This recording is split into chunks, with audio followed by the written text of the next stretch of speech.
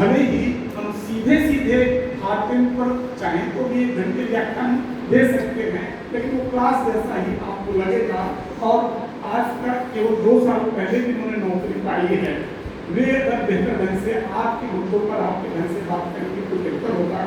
इसीलिए मैंने तमाम शीर्षक सोचे इसके, सफलता का, और एक बड़ा काव्यात्मक का सा शीर्षक तो बता दें, सच हुए सपने, सपने सच हुए। लेकिन फिर जो है मुझे लगा कि यही उचित है, तो कभी कि आगे ये सबसे बेहतर जो है सपनों से मंजिल तक, ये शीर्षक मुझे सबसे बेहतर लगा इसके लिए।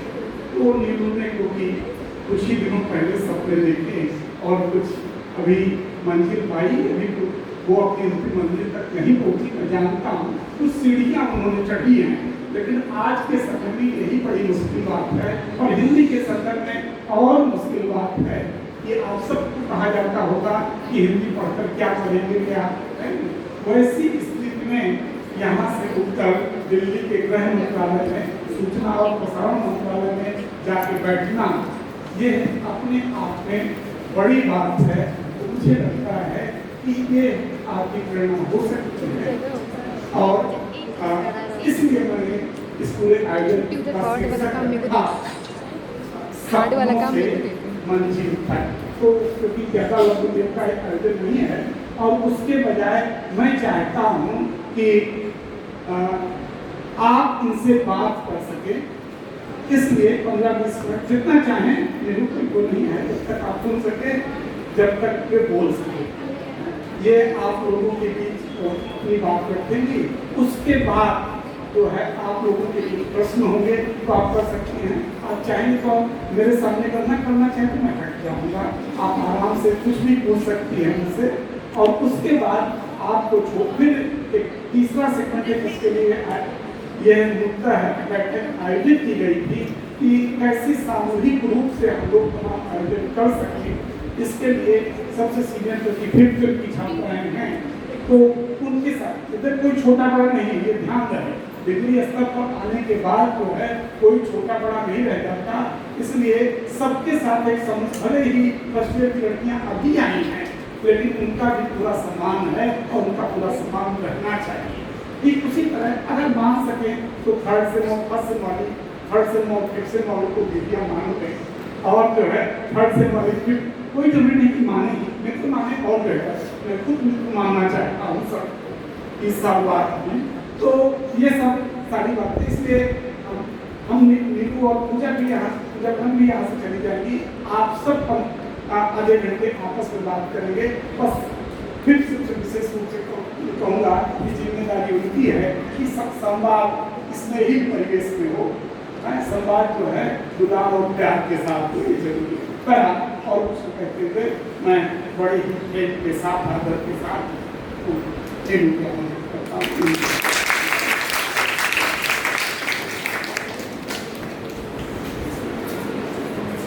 सबसे पहले हम उपस्थित आदरणीय सर, मैं आपको मेरा प्रणाम।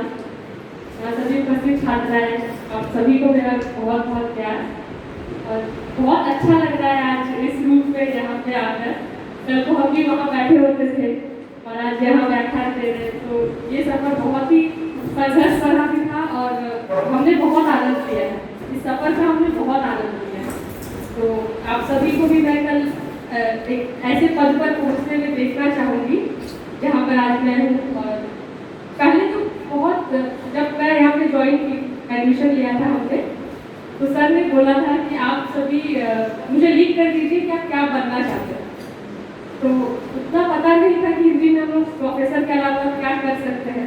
अनुवादक के बारे में थोड़ी बहुत जानकारी थी हमें, यहाँ आकर सर मैम से पता चला कि और हम हिंदी विषय लेकर और क्या क्या कर सकते हैं जो अन्य विषय लेकर हम नहीं कर पाएंगे। फिर हमने लिख कर भी दिया सर, उसमें मेरा था कि मैं अनुवादक बनना चाहती हूँ।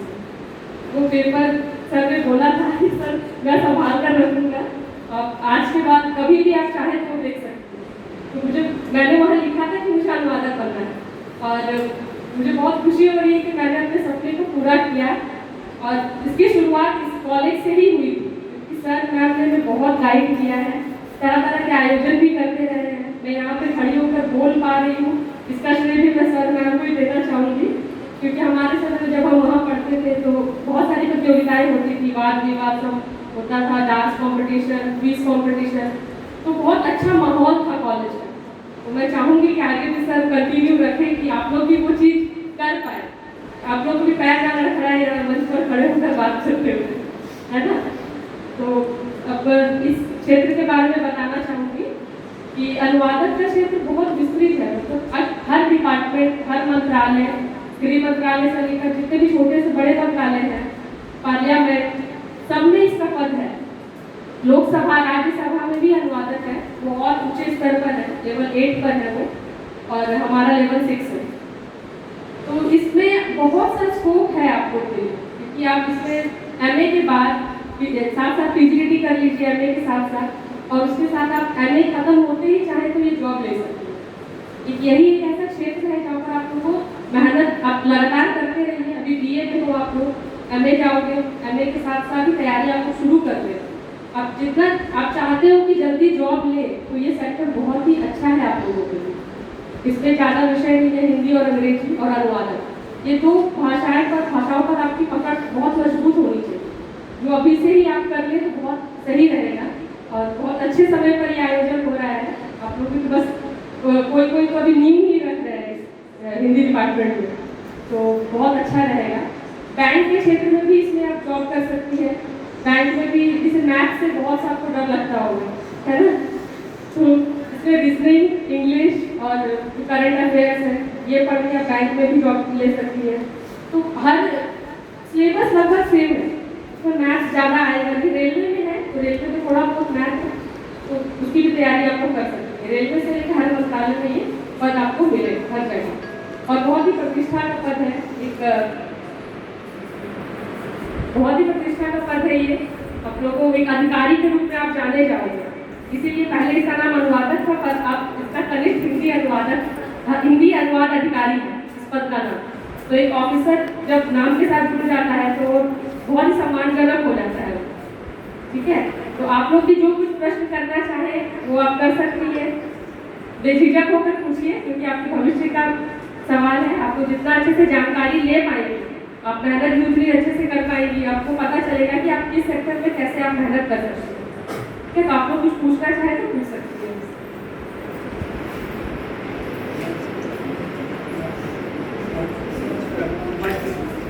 कुछ ना कुछ सुन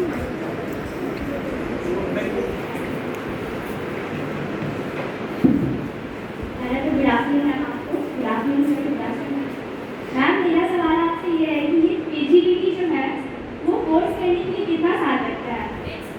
बस 1 साल। आप एमए के साथ साथ वो कर सकते हो, इग्नू से कर लीजिए, एमए भी आपका यहाँ पे कंप्लीट होगा, साथ साथ वो भी आप कर लीजिए। तो मतलब आप पीजीडीटी में पढ़ाया क्या जाता है? अनुवाद के बारे में, कि अनुवाद कितने प्रकार के होते हैं, बहुत सारी किताबें मिलेंगी आपको हर तरह का अनुवाद, जैसे साहित्य का अनुवाद होता है, प्रशासनिक अनुवाद होता है, सारा अनुवाद होता है, हर अनुवाद के जितने भी क्षेत्र हैं, जितने तरह के अनुवाद होंगे उसमें आप लोग सीखेंगे, और वर्ड सीखेंगे, व्याकरण आपको बहुत अच्छा रहेगा। उसमें प्रशासनिक का एक अलग शब्दावली होती है, उसके बारे में आपकी जानकारी मिलेगी, ठीक है। वो मतलब अनुवाद से पूरा ब्रॉड आपको पढ़ाया जाएगा। तो एमए के साथ किया जा सकता है? मैंने भी एमए के साथ ही किया था, मैम ने पूछा कि एमए के साथ ज़्यादा सही रहेगा, क्योंकि आप साथ साथ दोनों डिग्री हो जाएगा आपको, उसके बाद आप तैयारी भी कर सकते हो। और मैम, ये जो इसका फॉर्म है अनुवादक का, कितने साल पे आता है? हर साल आता है, एसएससी से हर साल ये फॉर्म आता है, और उसके साथ साथ बहुत सारी संस्थाएं हैं जो अलग से ही फॉर्म निकालती हैं। वो भी रेलवे की निकालती है अपना फॉर्म, हर जो नॉर्मल कंपनियां हैं उसका भी फॉर्म आता है, वो सब लेके आप जा सकते हैं। Thank you ma'am. आप बेझिझक होकर पूछ सकती हैं, ठीक है। ये भी पूछिए कौन सा किताब फॉलो करना है। और कोई पूछना चाहते हैं आप लोगों में से? बोलिए।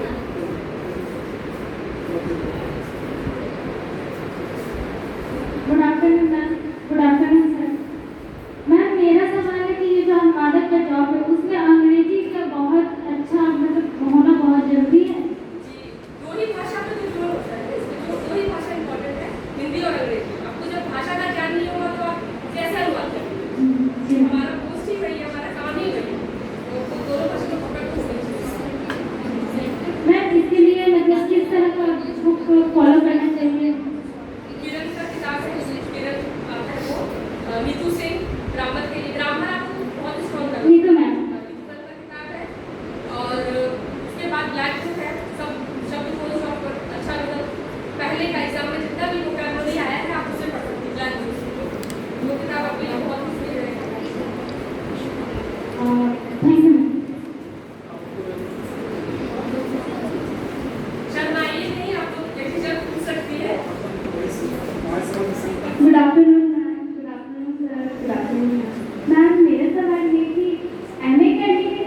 सिर्फ पीजीटी के अलावा कुछ और भी कर सकते हैं, जैसे अनुवादक के क्षेत्र में तो नहीं जाना है और शिक्षक के क्षेत्र में जाना है, तो उसके लिए क्या मतलब साथ साथ में कोई तैयारी होती है? जैसे आप बताएं कि इनके साथ साथ में आपने तैयारी की, तो शायद कुछ ऐसा जो मतलब शिक्षक के क्षेत्र में जाना है तो साथ साथ में तैयारी की जाए। शिक्षण के क्षेत्र में तो आपको जिस सब्जेक्ट का है हिंदी का ज्ञान तो पूरा होना ही चाहिए। उसके बाद आपको बीएड करना पड़ेगा शिक्षक के लिए, तो वो एक अलग तैयारी हो जाती है। सर मैम बहुत अच्छे से गाइड कर पाएंगे उसके लिए। मैम सर से तो हमेशा पूछते ही रहते हैं, कुछ ना कुछ समझ में आते ही रहता है। नहीं, आपको ज्ञान होना चाहिए, जिस सब्जेक्ट पे आप कर रही है उसका ज्ञान होना चाहिए, पढ़ाने का आपको ज्ञान होना चाहिए कि कैसे पढ़ाएंगे। बीएड में सब सिखाया जाएगा उसमें। बीएड कोर्स पे आप कंप्लीट टीचर वहाँ से 6 महीने का वहाँ पे आपको करवाया भी जाएगा, पढ़ाने दिया जाएगा किसी स्कूल में, तो आप प्रैक्टिस भी हो जाएगा। Thank you ma'am. और किसी को चाहिए? सर हमारी पूछो आराम से। बोल ना, किसी को? बोल ना।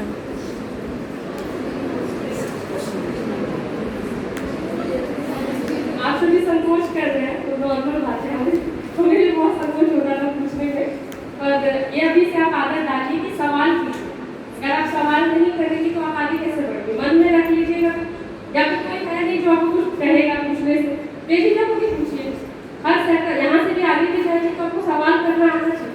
अगर आप सवाल नहीं करेंगे तो आपको ज्ञान वर्धन कैसे होगा? जो आप सबका डाउट ही रहता है, क्लियर नहीं होगा। आप लोग पूछ सकते हैं, पूछिए क्या बात है। कुछ पूछना नहीं है, कुछ ही पूछ लो।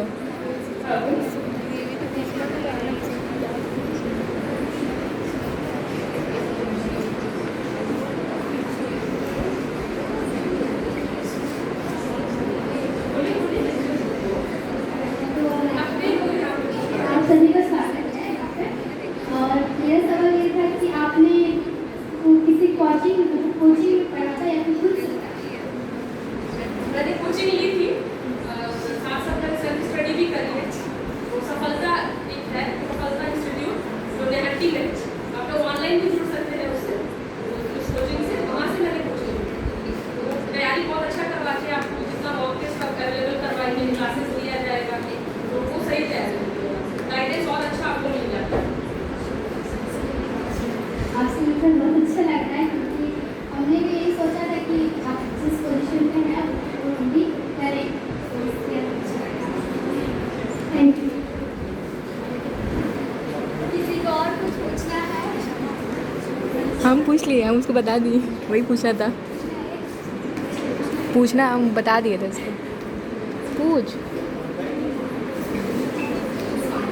पूछ सकती है आप सब भी, और भी कुछ पूछना होगा।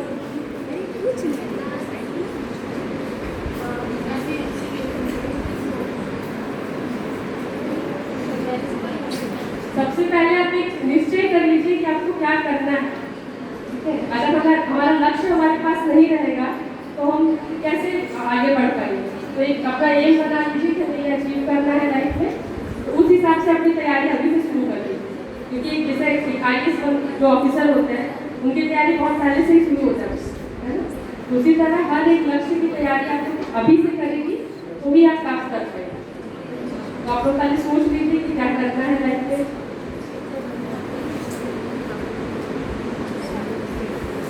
और कुछ पूछना है पूछ सकती है, आप सब हिचकिचाइए नहीं, पूछ सकती है।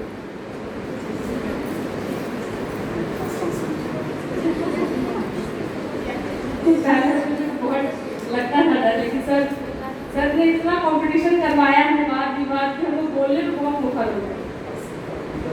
हर सप्ताह 15 दिन में हम लोग एक आयोजन यहाँ पर होता था किसी सब्जेक्ट पे, तो वो कंपटीशन होने से आपको यहाँ मंच पे भी सर खड़े करते थे कि आप बोलिए, आपको बोलना आना चाहिए। थोड़ा बहुत भी टूटा फूटा जैसे बोलिए, हिम्मत नहीं आई आपको, उससे कॉन्फिडेंस बढ़ता है। उस लाइन में हो गया। पूछ। पूछना है पीछे।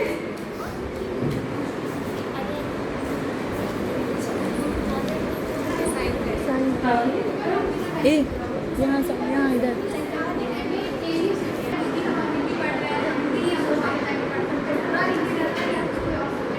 नहीं, थर्ड सेमेस्टर में एक सब्जेक्ट रहता था, इंग्लिश में या कुछ भी इलेक्टिव आप ले सकते हो, एक सेमेस्टर में ही रहता है।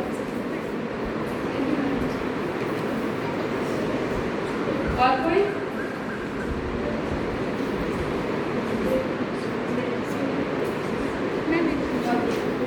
बीएड के लिए जो सब्जेक्ट मतलब चूज़ किया जाता है मैम, उसमें जो सिलेबस रहता है अभी मतलब ग्रेजुएशन के टाइम वही रहता है? नहीं, वो थोड़ा अलग रहता है। उसमें थोड़ा अलग रहता है। हाँ, तो 3 तरह के सब्जेक्ट अलग अलग चीज़ पढ़ने को मिलेगी कि आप बच्चों से कैसे आप संवाद कर सकती हैं। टीचिंग बेसिस पे जो भी जरूरी होती है वो सब्जेक्ट होता है वहाँ।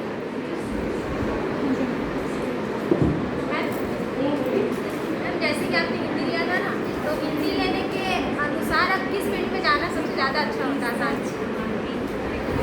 आपके हिसाब से? बहुत सारे जैसे प्रोफेसर बन सकते हैं, टीचर बन सकते हैं, ट्रांसलेटर बन सकते हैं। ट्रांसलेटर में बहुत स्कोप है।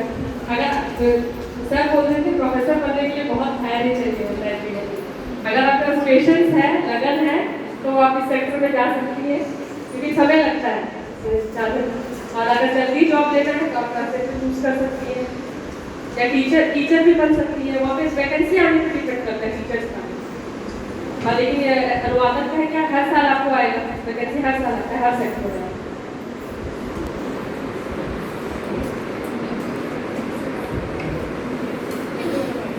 और कुछ पूछना है किसी को?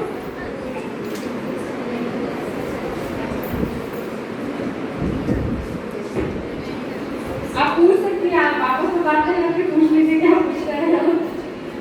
जो डाउट है आप क्लियर कर सकती हैं, क्योंकि ऐसा मंच आप लोगों को मिला है। बहुत अच्छी बात है कि आप लोगों को मिल रहा है ऐसा। दूसरे कॉलेज में क्लासेस भी नहीं होते हैं। नहीं सर। चलवाइए, नहीं पूछिए, कोई प्रॉब्लम नहीं है। पूछिए पूछिए।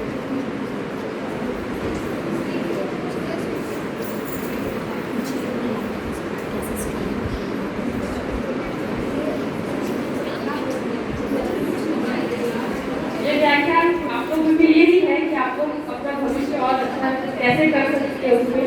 तो ये मौका आप लोगों को मिला है, तो आप लोग अच्छे से इसका उपयोग करें।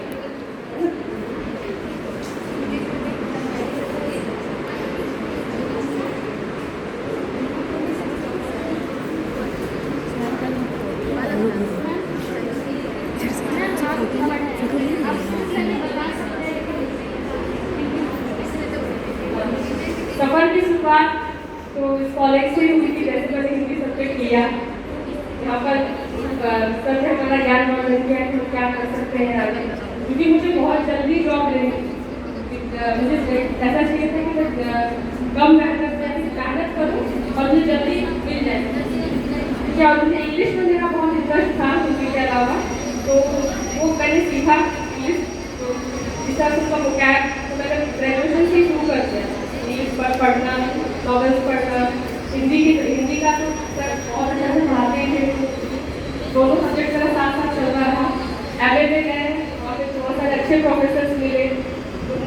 ये मेरा सौभाग्य रहा कि कॉलेज से लेकर यूनिवर्सिटी तक प्रोफेसर्स मुझे बहुत अच्छे मिले, जो और भी अच्छे से पढ़ा पाए, समझा पाए।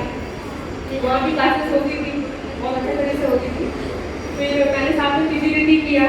पीजीडीटी करने के बाद जब उसके बाद मैंने एग्ज़ाम दिया देखने के लिए, सर पूरा क्वालिफिकेशन पूरा नहीं था, इसलिए मैं बस देखने के लिए एग्ज़ाम दिया कि मैं कर सकती हूँ।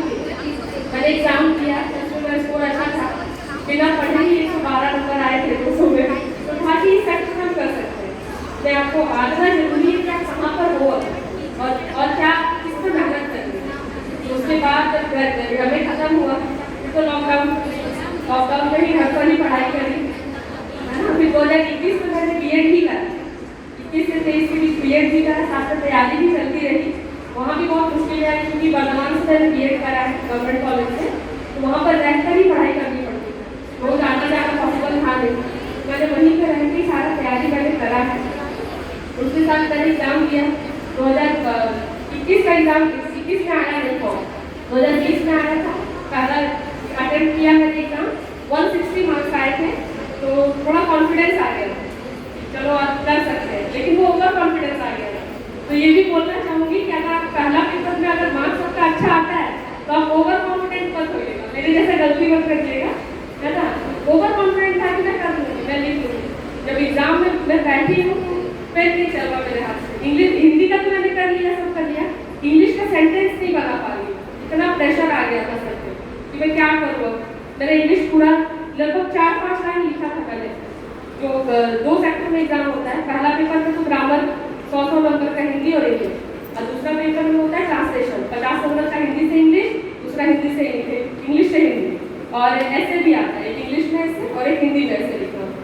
तो सारा अटेम्प्ट किया था, इंग्लिश मेरे से नहीं होगा, मैं लिख रही थी, मेरा बात ही नहीं चल रहा। तो उस समय समझ आया कि कुछ ज़्यादा ही ओवर कॉन्फिडेंट हो गई थी मैं पहले एक पेपर के बाद, तो मेरा उसमें नहीं हुआ, कुछ मार्क्स से मैं रह गई, नहीं हुआ। तो फिर उसके बाद मैंने सीरियसली उनका पढ़ना स्टार्ट करा। मैंने 21 में फॉर्म नहीं आया, और हताश हो गई कि अब क्या होगा, फॉर्म ही नहीं आ रहा, और मैंने सिर्फ इसी को अपना करियर बनाने का फैसला लिया था।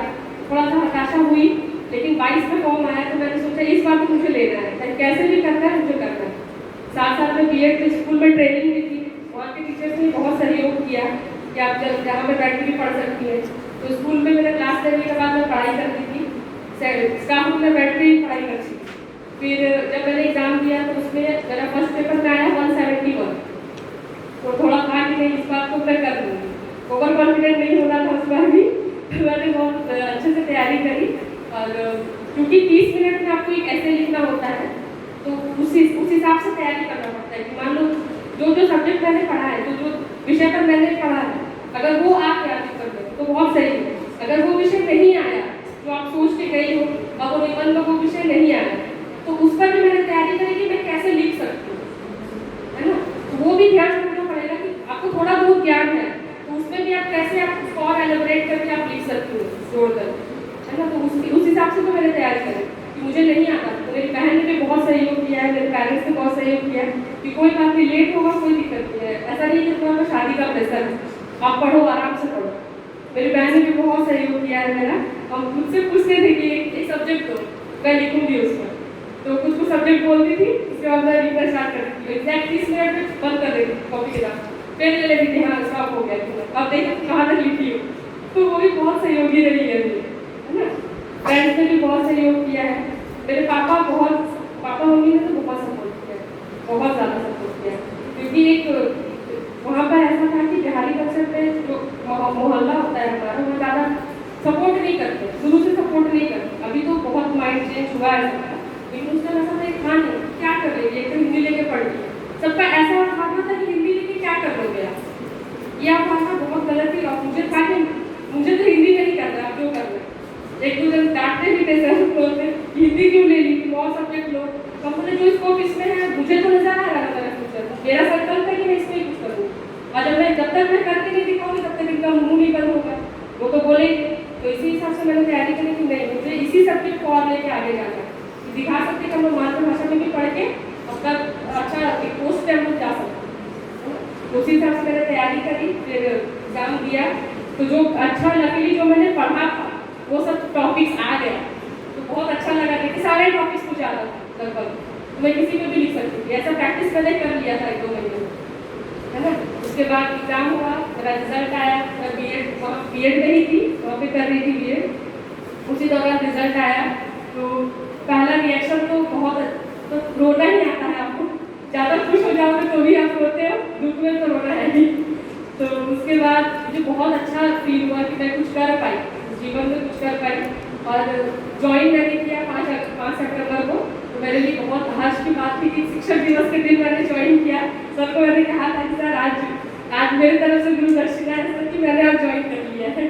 2 साल पूरे हो गए मेरे यहाँ पर सेक्टर में। ऑफिस में भी माहौल अच्छा ही मिला है, लेकिन ये था कि वहाँ पे भी हिंदी अनुवादक पहले तो नहीं दिया जाता था, वैल्यू नहीं दिया जाता, लेकिन अब धीरे धीरे सब जान रहे हैं। हमारी सरकार ने भी बहुत अच्छा ये किया, भाषा विभाग वहाँ पे ओपन हुआ है, और हर साल हमारे पखवाड़ा भी मनाया जाता है बहुत जोरों शोरों से।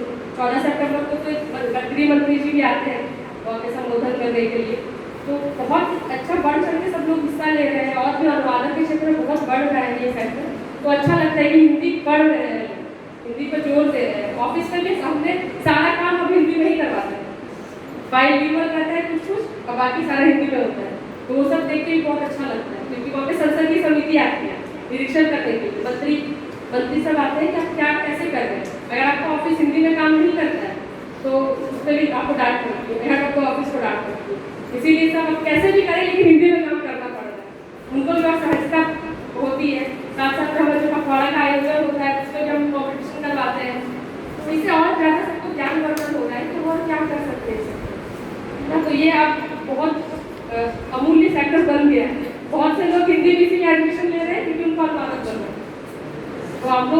आप लोग अभी से ही निर्णय कर लीजिए, अभी से एक बेस बना लीजिए कि हमें कुछ करना है और इसी सेक्टर में करना है। हमने हिंदी लिया आपने है, कितने अटेम्प्ट में क्लियर किया इस exam? दूसरे अटेम्प्ट में। पहला अटेम्प्ट तो हो जाता था, ओवर कॉन्फिडेंस की वजह से मेरा नहीं हुआ, लेकिन दूसरी बार मैंने किया है ना। तो आप लोग भी फर्स्ट पेपर अच्छा हो, ओवर कॉन्फिडेंट नहीं होता है जब तक आपका पूरा रिजल्ट ना आए, है ना। कॉन्फिडेंस अच्छा है लेकिन ओवर कॉन्फिडेंस अच्छा नहीं होता है। ये मैंने कुछ देखा है अपनी लाइफ में, इसलिए मैं आपको बता रही हूँ आप लोग को गलती ना करें। ग्रामर पे जोर दीजिए, हिंदी इंग्लिश दोनों ग्रामर अच्छे से सीखिए। उसके बाद ट्रांसलेशन भी अभी से थोड़ा बहुत एक सेंटेंस दो सेंटेंस आपको कर सकती है। इंग्लिश आपका वीक है तो उस पर जोर, क्या वीक है आपको पहले देखना पड़ेगा। हिंदी में क्या आपको क्या क्या सेक्शन में आपको दिक्कत आती है, क्या क्या याद नहीं होता, वोकैबुलरी पढ़ाइए, नॉवेल्स पढ़िए। हिंदी में तो इतने सारे हमारे नॉवेल्स हैं, वो सब पढ़िए। वर्ड बहुत व्यस्त हो रखे कि आप अपनी भाषा पर काम कीजिए कि आप कैसा और अच्छा भाषा का प्रयोग कर सकते हैं, किस तरह से आप लिख सकती हैं।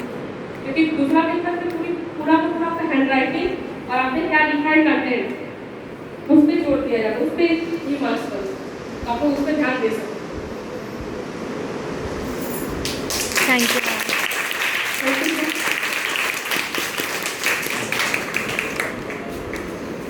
बंद कर दे सर। तो बातें तो लगातार होती रहती हैं, लेकिन बहुत धन्यवाद। ये आगाज है, ये आरंभ है। ऐसी कम से कम 25 लड़कियाँ क्यों में हैं, आपकी सीनियर्स जो आपसे बात करने के लिए उत्सुक है। कई का तो ये भी प्रश्न है, सबसे पहले नीलू क्यों? हम सीनियर हैं, नीलू से पहले हमसे आरंभ होना चाहिए, लेकिन ये संयोग है कि उससे बात हुई और वो सहज रूप से उपलब्ध हुई। मुझे लगता है कि ठीक लगा होगा आपको। इस तरह के और आयोजन होने चाहिए, चाहते हैं आप लोग, लेकिन ये तभी संभव होगा जब आप संवाद के लिए तैयार हो। तो फिलहाल तो बड़ा सामने से मैंने इसमें तो इतना ही मामला था।